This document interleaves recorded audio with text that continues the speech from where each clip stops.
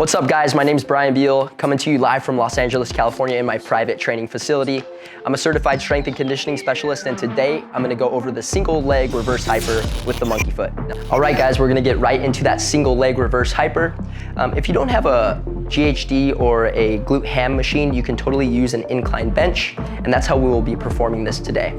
But if you don't have a stable or sturdy bench, I recommend not doing this exercise. But if you do have one, you're good to go. So go ahead and grab your MonkeyFeet and go ahead and get right onto the bench. Where your hip hinges, you're gonna go ahead and place your hip right on the edge of the bench as such. The bottom leg, you're gonna pull that into your chest so you maintain a nice neutral hip position. From here, you're gonna keep a straight leg and then extend through that glute muscle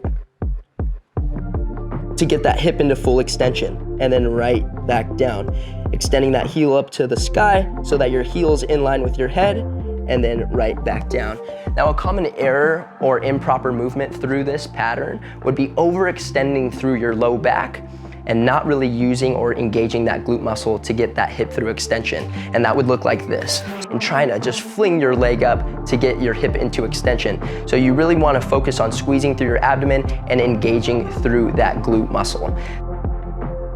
This exercise can be used as an accessory exercise or a warm-up exercise for your pre or post compound lift, like your squat or your deadlift.